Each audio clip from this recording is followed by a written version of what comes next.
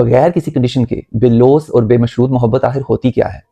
اور اگر واقعی ایک ماں باپ ہونے کے ناطے میرا یہ فرض بنتا ہے کہ بچوں سے بے مشروط محبت کی جائے، تو پھر میں یہ سوچوں کہ میں ان پہ اتنی کنڈیشنز کیوں لگا رہا ہوں یا کیوں لگا رہی ہوں۔ اگر آج سے ہم تبدیلی لے کے آنا شروع کریں گے تو شاید 1 سے 2 صدیاں لگیں گی کہ تبدیلی آتے آتے کہ ہم ایک ایسے معاشرے تک پہنچ سکیں کہ جہاں ماں باپ اولاد کو اس دنیا میں صرف اسی لیے لے کے آئیں کہ وہ یہ چاہتے ہوں کہ میں اپنی فیملی کو سٹارٹ کرنا چاہ رہا ہوں یا چاہ رہی ہوں،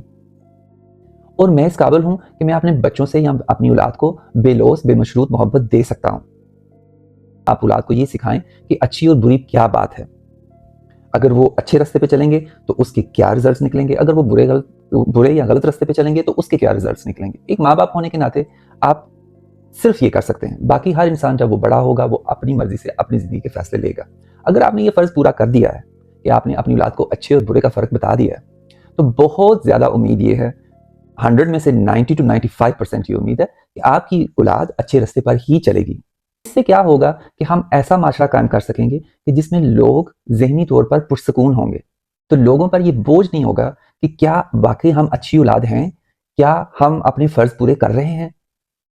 اور والدین بھی بہت پرسکون محسوس کریں گے، کیونکہ پہلی تو بات یہ کہ وہ اس دنیا میں اولاد کو اسی وقت لے کر آئیں گے جب انہیں پتا ہوگا کہ وہ اس چیز کے قابل ہیں کہ انہیں اپنی اولاد سے کوئی امید اس طرح کی نہیں ہوگی کہ وہ بڑے ہو کر ہماری زندگی کو مکمل کریں گے یا ہماری خواہشوں کو مکمل کریں گے۔ وہ والدین آلریڈی اس قابل ہوں گے کہ وہ اپنی خواہشات کو، وہ اپنی زندگی کی خوشیوں کو خود حاصل کر سکیں اور پھر نئی زندگی کو دنیا میں لے کر آئیں، اور